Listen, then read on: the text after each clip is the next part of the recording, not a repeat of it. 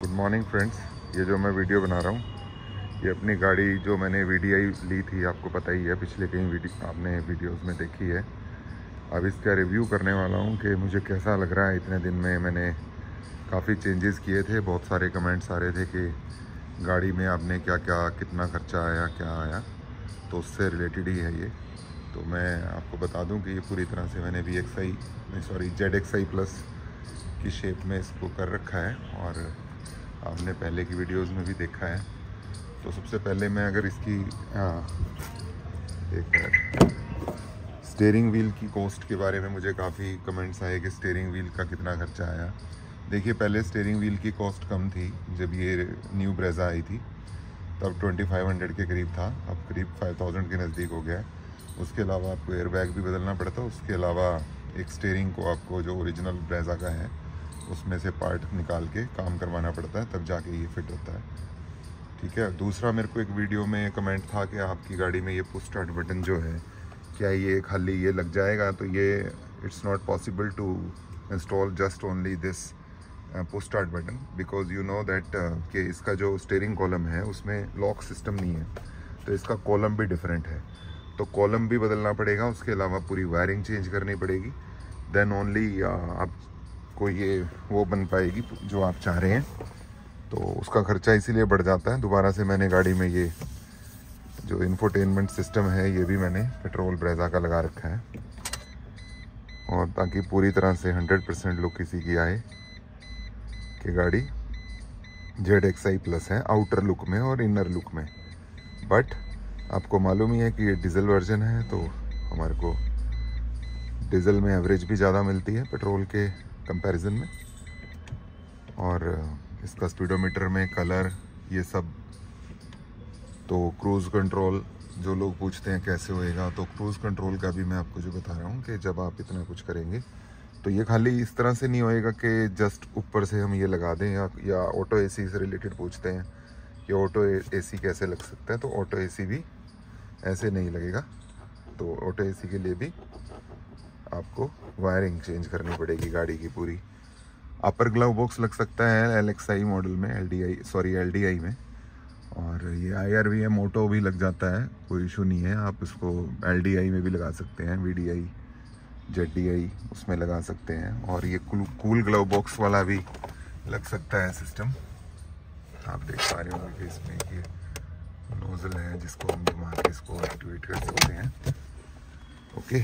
और हेडलाइट्स की आपको कॉस्ट मालूम ही है। अभी क्या है कि हर पार्ट की कॉस्ट इंक्रीज़ हो चुकी है, ख़ासतौर पे अलॉय व्हील्स की कॉस्ट काफ़ी बढ़ गई है। और उसके बाद हेडलाइट्स जो हैं, हेडलाइट मार्केट में कुछ लोग हेडलाइट को सेल करते हैं, कुछ यूज्ड भी होती हैं। उसके यूज्ड हेडलाइट की प्रॉब्लम के बारे में भी मैं आपको बता देता हूँ। एक बार मैं ये अपना ये, तो यूज्ड हेडलाइट का प्रॉब्लम क्या रहता है कि वो लोग प्रोक्योर करते हैं डिस्पोजल वाली। उसकी प्रॉब्लम ये होती है कि ये वाला हिस्सा उसका रिपेयर्ड होता है, तो वाइब्रेशन की वजह से वो दोबारा से क्रैक आ जाता है यहाँ पे। तो ये दो इसके बड़े मेन पॉइंट्स होते हैं जिसकी वजह से वो डिस्पोजल में या इंश्योरेंस के क्लेम में निकल जाती हैं, और उसके बाद वो लेस रेट में मिल जाती हैं। So it will be better to put new headlights.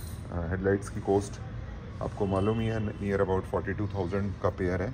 लेकिन हेडलाइट को खाली ऐसे लगाने से भी इंस्टॉल नहीं होती, इसके अलावा इसकी स्पेशल वायरिंग का प्रोविज़न करना पड़ता है।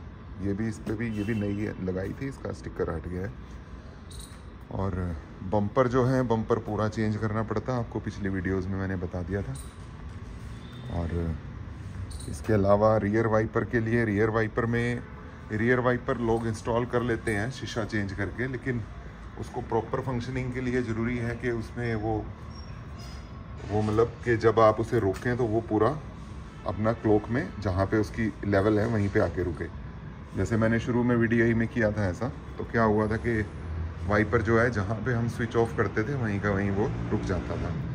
और रियर टेल लैंप जो हैं उसकी कॉस्ट भी आपको मालूम ही है कितनी है। तो ये वाली जो टेल लैंप्स हैं ये मुझे ज़्यादा अच्छी लगती हैं इन कंपैरिजन टू VDI। तो जो आई थी उसके बाद ZDI में भी इतनी अच्छी नहीं लगी थी, क्योंकि उसमें सिर्फ जैसी फ्रंट में थी उसके अकॉर्डिंग तो ठीक थी वो, लेकिन अगर आप इसे चेंज कर रहे हैं तो काफ़ी अगर रिफ़्रेशिंग लुक चाहते हैं तो देन अच्छा। इसके साथ साथ देखिए कि ये जो इसमें आपको नज़र आ रहा है कि ये पैसिव एंट्री है जो इसके अंदर, तो ये भी तभी हो पाएगी कि अगर आप पूरी वायरिंग चेंज करेंगे। ऐसे आप खाली नहीं लगा सकते कि सिर्फ पुश स्टार्ट बटन लगा दिया और चल गया, ऐसे नहीं चलेगा वो। तो ये ज़रूरी है। और इसी हिसाब से अब दूसरी बात ये आती है कि ऑटो रेन सेंसिंग वाइपर्स और ऑटो हेडलाइट्स, तो उसके लिए भी ये ऊपर सेंसर है। Sensor is very much costly, आप चेक कर सकते हैं मारुति में इसकी कॉस्ट। तो ये सेंसर भी तभी एक्टिवेट होएगा अगर आप पूरी वायरिंग गाड़ी की बदलनी पड़ेगी अलॉन्ग विद इलेक्ट्रॉनिक्स और जो इलेक्ट्रॉनिक पार्ट्स हैं और सम पार्ट्स। और जो गाड़ियों में ABS नहीं है, तो ABS वाली गाड़ी में आप वायरिंग नहीं डाल पाएंगे ZDI प्लस की, क्योंकि उसके लिए ABS भी ज़रूरी है और 2 एयर बैग ज़रूरी हैं। सिंगल एयर बैग वाली गाड़ी में फिर उसके लिए आपको दूसरा एयर बैग भी इंस्टॉल करना पड़ेगा। बाकी गाड़ी बढ़िया चल रही है, एवरेज अच्छी दे रही है।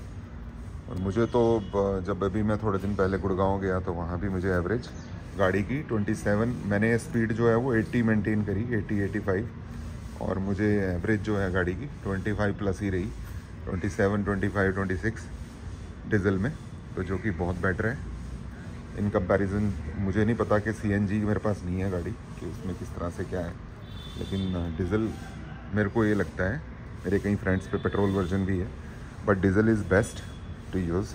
बैटरी मेरी वही गाड़ी के साथ की चल रही है, अभी 6वां ईयर स्टार्ट हो गया, तो बैटरी मुझे चेंज नहीं करनी पड़ी है। और मैंने कुछ और ज़्यादा चेंज नहीं किया गाड़ी में।